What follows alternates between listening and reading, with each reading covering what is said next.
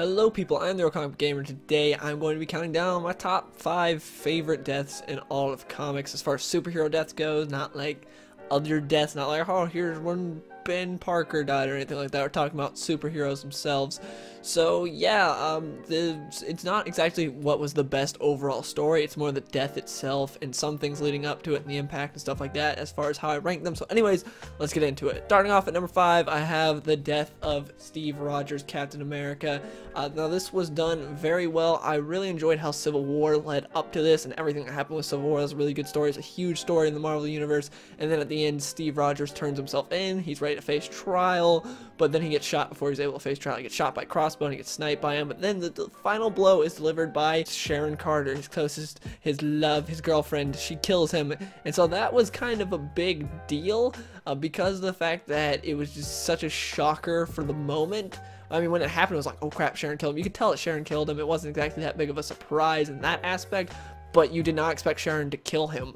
But when it was like blam, blam, blam, and you saw the look on his face, you knew, okay, it was Sharon who killed him. But yeah, the art done by Steve Epting was amazing, and how he was able to convey Steve's emotions and seeing that Sharon killed him. You just see the look on his face when Sharon is shooting him. It's like, oh damn, that's gotta suck. The girl you love just pulls out a pistol and just finishes you off after getting sniped already. And then seeing Bucky go and chase down Crossbones and just go ballistic on him was great. And just, yeah, a very well done death for Captain America. Number 4 is sort of a twofer. I have the death of Batman and Joker in Endgame. Now I know they didn't technically die, they're back and everything, but that's happened with pretty much every comic book death. They're all like, oh, they're dead, but then they come back. But this was basically Scott Snyder showing, hey, if I could kill off Batman and Joker, if DC would let me, this is how I would do it, and he nailed it. And this is possibly the best, this or Court of Owls is probably the best storyline from the New 52. It's as far as the New 52 Batman run goes, is what I meant.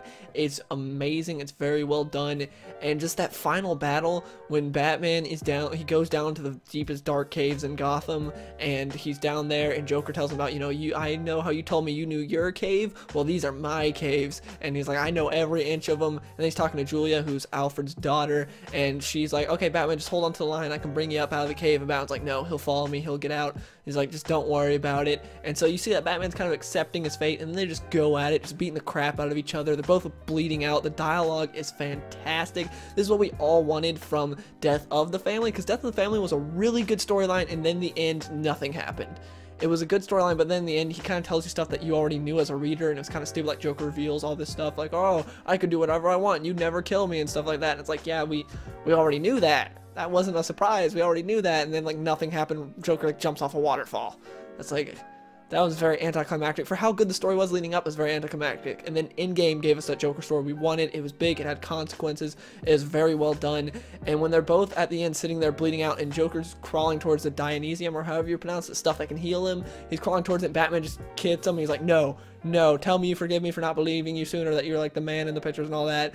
And then at the end, Julia's like, come on, you can finally get out now. And he's like, no, I'm just gonna sit down here and rest a while with my friend. And they both die down there, but again, they weren't able to stay dead. But still, it was very well done. I enjoyed it. Endgame was an amazing story, and that death, that whole sequence was amazing. I'd love to see an Endgame animated film, because to see that play out in animation would be just amazing, or even live action. Either way it works, but I feel like animated they could do it better, and I'd love to see it. Just have Kevin Conroy and Mark Hamill do that would be amazing. At number 3, I have the death of Jason Todd, the second Robin. This death really hit Bruce hard, and seeing how the story played out was really interesting.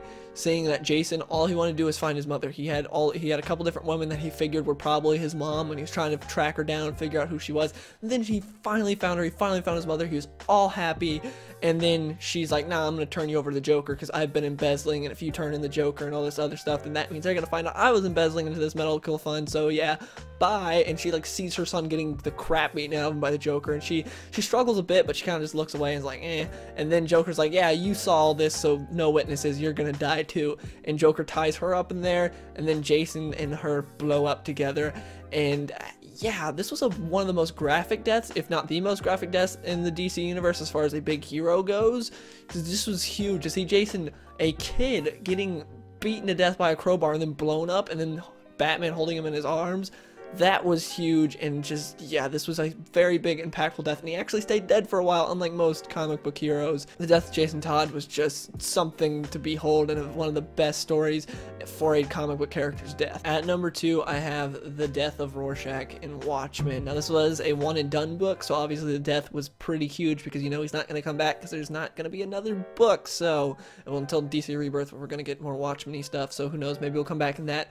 But as far as right now, Rorschach is dead because Watchmen is just a one and done. We had some prequel comics, but there's been no sequel, and so it's kind of a big deal when Rorschach died, and it was so sad and very emotional at the end when he's like, no, don't compromise, not even in the face of Armageddon. It's like, evil must be punished. He was the only one that stuck to his guns, because the rest of them knew what was going on was wrong, but it was still like the best consequence that could happen, so they had to go along with it. But Rorschach wouldn't do it, only one that stuck to his guns. And then in the end, when he's screaming at Dr. Manhattan to kill him, that was just huge, and the art by Dave Gibbons was just amazing, and you could see the emotion of Rorschach's face knowing it was all over, and yelling at Dr. Manhattan to kill him was just, man, it hits you right in the gut, in the feels. It was very, very emotional, and just, Rorschach is so sad. One of the saddest deaths in all of comics, seeing Rorschach die. At number 1, I have, of course, most of you guys saw this coming, the death of Superman. Such a huge, impactful death to all of comics. Superman,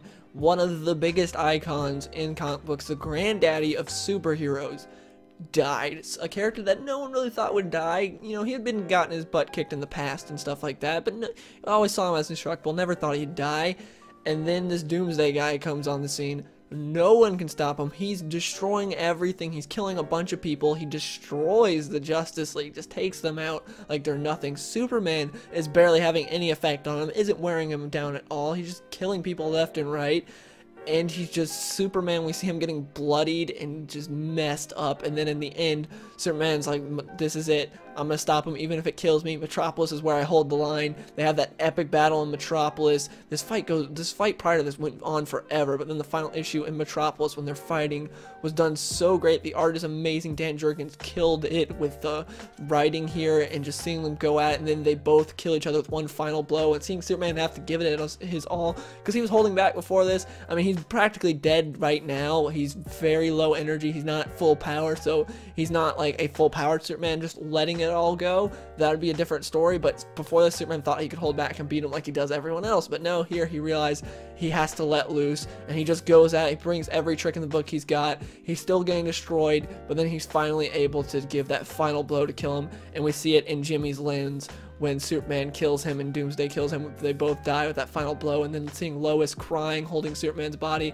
the body of her husband, man, that just, so sad and done amazingly. The execution of this death was great. It was another death where they brought him back not too much longer later, but still, his death was done very well, and I really enjoyed the story, and the fight lasted so long. You didn't think anyone could stop him, and Superman was able to stop him, but he had to sacrifice his own life to stop him, and just, wow, this is how you do a comic book death. I really love right in the middle of their final battle when we see Superman goes up to Lois, and Lois is like, Clark, you can leave right now, retreat, we can get other heroes to help, but we'll be fine, just you need to leave, you can't take this guy on.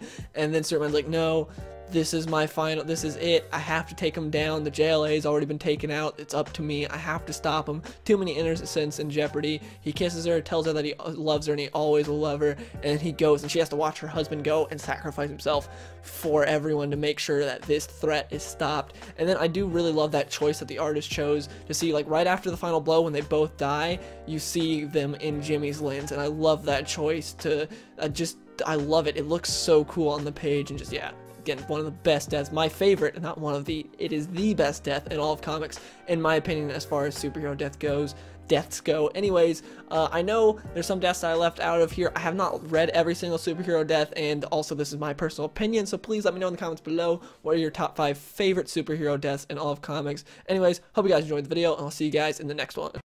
I've been so alone ever since I left the tribe. That's just how it goes, guess I like the lonely vibe. But they'll never know, cause I'm always on my grind. And I live a lonely life, and I'm never getting stressed, cause I gotta stay